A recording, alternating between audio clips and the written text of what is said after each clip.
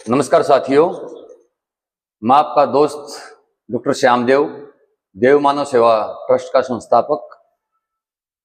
मैं आप लोगों को बहुत ही बेहतरीन हस्ती से आज मिलाने जा रहा हूं। उनका परिचय भी मैं आप लोगों को कराऊंगा। उनसे पहले मैं आप लोगों को इस वीडियो का जो मोटिव है उसके बारे में थोड़ा बताना चाहूँगा।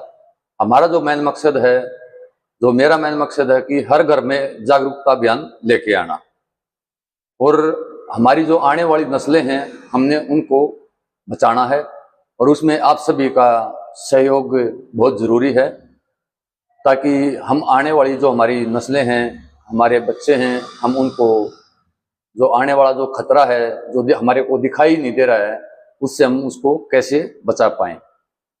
तो आज का मैं परिचय कराता हूँ। ये हमारे प्रिय मित्र हैं डॉक्टर रवि सोलंकी जी।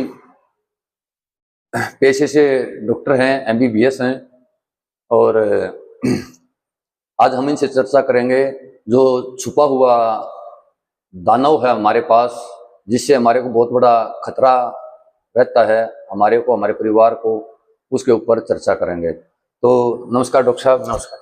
कैसे हैं? बढ़िया, आप सुनो। बहुत बहुत धन्यवाद, आपने इतना कीमती समय दिया हमारे लिए और हमारे श्रोताओं के लिए, और इतनी कीमती चीज़ों के लिए। तो थोड़ा बताइए डॉक्टर साहब, जो पहला मेरा कुछ सवाल रखूंगा मैं आपके पास। हाँ जी, उनका आपको लोगों को बताना है। ठीक है। कि हमारा जो पहला सवाल है कि जो हम बोलते हैं कि अदृश्य दुश्मन, वो अदृश्य दुश्मन क्या होता है?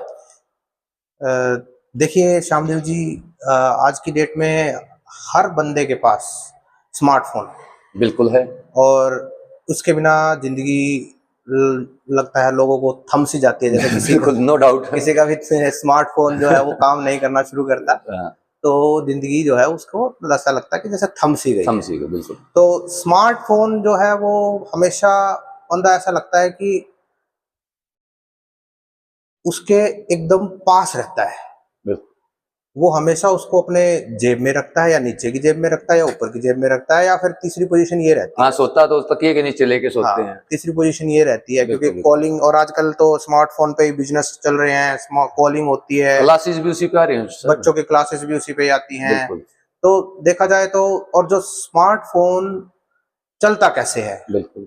वो एक प्रकार की रेडियो फ्रीक्वेंसी कैच करता है, जिससे उसको सिग्नल रिसीव होता है, और सिग्नल रिसीव करने के बाद हमारे पास कॉल आती है और हम एक दूसरे को सुन पाते हैं। बिल्कुल। ऐसे ही इंटरनेट का काम करता है। इंटरनेट के लिए भी हमारे एक स्मार्टफोन में एक रिसीवर होता है जो रेडियो फ्रीक्वेंसी किरणें जो है वो कैच करता है, और उससे वो इंटरनेट चलता है। अब लोगों में बहुत पहले इंटरनेट चलता था कंप्यूटर्स पे। बिल्कुल। उसके बाद इंडिया में मेरे ख्याल से डॉक्टर साहब ये इंटरनेट ज्यादातर आम सभी के पास, हम लोगों ने देखा है कि लगभग 10-15 साल पहले ही मुश्किल से हमारे हाथ में फोन आया। बिल्कुल बिल्कुल, जो रेवोल्यूशन आया है, हाई प्रोफाइल लोगों के पास ही ये चीजें होती थी। हाँ जी, जो रेवोल्यूशन आया है वो 10-15 साल पहले ही आया है। क्योंकि स्मार्टफोन जब हमारे जेब में आया तब एक रेवोल्यूशन आया कि इंटरनेट, हर हाथ में इंटरनेट। बिल्कुल। ठीक है जी। तो अब इंटरनेट जब शुरू में था, स्लो था, आपको भी पता है। बिल्कुल। वो एक पेज बफरिंग करते करते काफी टाइम लगा देता था, और जैसे जैसे लोगों की डिमांड्स बढ़ी, ऐसे ही कंपनी भी अपने आप को अपग्रेड करती गई। बिल्कुल। और अपग्रेड करने का उनका रीजन ये है कि जब उन्होंने अपने टावर्स लगाए, जितने ज्यादा टावर शहर में लगे उतनी ज्यादा कवरेज मिली, और उसी के साथ में नेटवर्क जो है, नेटवर्क की कैचिंग क्षमता और नेटवर्क की स्पीड वो उसी हिसाब से बढ़ी। तो ये क्या ऐसे ही हो गया? ये इसलिए हुआ क्योंकि उन्होंने टावर्स लगाए, टावर्स के साथ जो रेडियो फ्रीक्वेंसी की जो हर्ट्स कैपेसिटी है वो बढ़ाई गई। यानी कि जो आपका कहने का तात्पर्य है कि जो सबसे छुपा हुआ दुश्मन है हमारा, वो रेडिएशन है। अच्छा, दूसरा सवाल है डॉक्टर साहब हमारा कि रेडिएशन किन किन चीजों से निकलती है?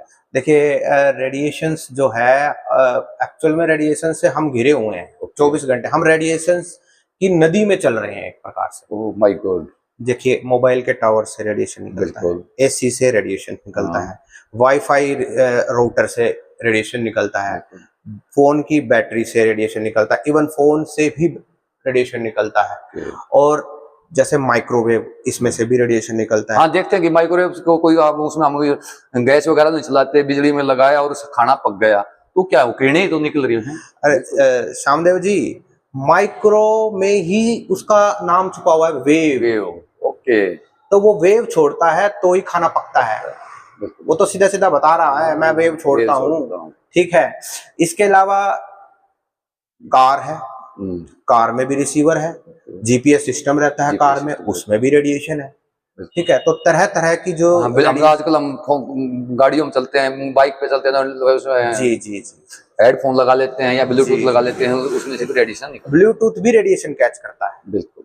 तभी वो आपको कान में सुनाई देती है, आवाज सुनाई देती है, रिसीव कर पाते हैं, उससे भी रेडिएशन निकलती है। अच्छा डॉक्टर साहब, दूसरा एक अगला सवाल है हमारा, हमारे श्रोताओं का, कि जो हमारे पास कॉल आई डिटेल से पूछने के लिए, कि जो रेडिएशन से हमने सुना कि कैंसर बहुत ज्यादा होने लग गया है आजकल। हाँ जी, हाँ जी। और ब्रेन स्ट्रोक, ऐसा क्यों? देखिए, एक्चुअल में क्या है कि जब से मोबाइल में रेवोल्यूशन आया है और अब तो 5G चल रहा है, इससे पहले 4G था, 3G 2G चलता था, तो उस आप 20 साल बैक चले जाओ, क्या 20 साल पहले हमारे को ब्लड प्रेशर की प्रॉब्लम आती थी? नहीं। हाइपरटेंशन की प्रॉब्लम आती थी? नहीं। नींद में प्रॉब्लम आती थी? नहीं। या किसी प्रकार का जो मानसिक तनाव रहता था? नहीं। आजकल हर डॉक्टर के पास सबसे पहली प्रॉब्लम लेके जाते हैं, जी हमें नींद नहीं आती और हमारा सिर भारी रहता है। बिल्कुल बिल्कुल। देखिए, अब अगर मान लीजिए आप अपने ब्रेन पर इतना प्रेशर डालेंगे कि वो भारी रहे, ठीक है, और वैसे ही सबसे पहले जो भी बात हम कोई हमें बोलता है तो हम ब्रेन से ही सोचते हैं, और तो कोई शरीर में कोई ऐसी जगह है नहीं जहाँ पे सोचना, तो ब्रेन से ही सोचा जाता है। और ब्रेन पे ही हम इतना प्रेशर डालेंगे तो ऑब्वियसली इस तरह की खतरनाक बीमारियां जो है उनकी उपज हमारे शरीर में होगी। तो मैंने देखा कि बहुत सारे हमारे साथी भी हैं और भी हैं, तो उनकी जो हैबिट है वो मैंने देखा कि जैसे हमारा फोन है, रात को हम सोते हैं तो जो तकिया होता है हमारा पिलो, उसके नीचे रख के सोते हैं, तो इससे रखने से क्या नुकसान होगा? देखिए, इससे ये 24 घंटे, ये हमारा जो मोबाइल है ये 24 घंटे रेडियो फ्रिक्वेंसी जो है ये सेंड करता रहता है। ठीक है। आप कहते हो रात में भी फोन आता है, कैसे आ जाता है रात में? कैसे आप रात में भी इंटरनेट यूज करते हैं? ये 24 घंटे 24/7 ये आपकी रेडियो फ्रिक्वेंसी छोड़ता ही रहता है। जब सबसे पहली बात, अगर आप सो रहे हैं तो या तो इसे स्विच ऑफ करके सोएं, या फिर इसको फ्लाइंग मोड पे करके सोएं और अपने बेड से दूर टेबल पे रख के सोएं। अदरवाइज ये आपने मोबाइल फोन तो ले लिया, लेकिन आपको ये 24 घंटे, अगर आप इसके एडवर्स इफेक्ट देखें तो ये 24 घंटे आपको नुकसान ही पहुंचाएगा। दूसरी बात, कितना ही अच्छी कंपनी का मोबाइल ले लीजिए, हो सकता है फ्रीक्वेंसी घट सकती है या बढ़ सकती है, हाँ, लेकिन जीरो नहीं हो सकती। बिल्कुल नहीं। डॉक्टर साहब, मैंने ना जो आपने कहा बहुत अच्छी बात कही, कि मैंने एक स्टडी देखी थी, मैं उसको आपके साथ साझा भी करूंगा, कि जो अपनी ये चिप ये हैं फोन है, रडार हैं, वो ऑल ओवर इंडिया में कितनी फ्रिक्वेंसी छोड़ते हैं। तो एक सेकंड में उसको आपके साथ साझा करूंगा, जरूर से जरूर। मैं एक बार ये दिखा देता हूँ आपको, वो मैंने निकाला था कौन सा फोन कितने में है और कितनी फ्रिक्वेंसी निकाल रहा है। और एक स्टडी मैंने देखा था, ये रही। अगर साथियों शायद मैं थोड़ा पास से भी दिखा दूंगा इसको, नहीं तो आप हमारे फेसबुक पेज पे भी जाके देख सकते हैं, हमारी साइट है उस पर भी जाके देख सकते हैं। तो देखना डॉक्टर साहब, ये सबसे ज्यादा इन्होंने दिखाया था कि स्लो रोस्ट, ठीक है, इस कंट्री के अंदर इतना है 42 है ना, स्विट्जरलैंड के अंदर 42 है, रशिया के अंदर 100 है, और चाइना के अंदर 400 है, और यूएस के अंदर 3000 है, और सबसे ज्यादा जो रेड 4500 इंडिया के अंदर है। जी जी जी, यानी सबसे ज्यादा फ्रीक्वेंसी इंडिया के अंदर डाली हुई है। ठीक है, बिल्कुल सही कह रहे हो आप, क्योंकि ये साइंटिफिक स्टडीज हैं, जर्नल है। कोई भी अगर इस बारे में पढ़ना भी चाहे तो आप गूगल कर सकते हैं। आपको नेशनल कैंसर इंस्टीट्यूट में आपको पता लग जाएगा कि कहीं ना कहीं कारण, देखिए इस पे शोध चल रहा है, रिसर्च चल रही है, क्या सच में ही मोबाइल की रेडियो फ्रिक्वेंसी होती है। लेकिन मोबाइल की जो रेडिएशन है, इसमें आपको मैं एक एग्जांपल देता हूँ, छोटा सा एग्जांपल देता हूँ। देखिए, कैंसर की ट्रीटमेंट होती है तीन तरह से। बिल्कुल। पहली होती है सर्जरी, दूसरी होती है रेडियोथेरेपी और तीसरी होती है कीमोथेरेपी, और इनको ट्रीटमेंट प्रोटोकॉल के हिसाब से आगे पीछे किया जाता है। बिल्कुल। ठीक है। अब आप मान लीजिए आपको कहीं ना कहीं एक पर्टिकुलर जगह पे कैंसर है, ठीक है। अब वो रेडियोथेरेपी जिसे कहते हैं, वो रेडियोथेरेपी डाली जाती है उस पर्टिकुलर जगह पे फोकस करके, और जहां उस रेडिएशन को डाला जाता है, आपने कभी गौर नहीं किया क्योंकि आपने उस बंदे को अंदर से नहीं देखा, लेकिन हमें पता है, हम मेडिकल लाइन के लोग हैं, हमें पता है वो क्या करती है, उन सेल्स को मारती है, डेड कर देती है, उसके डीएनए को खत्म कर देती है।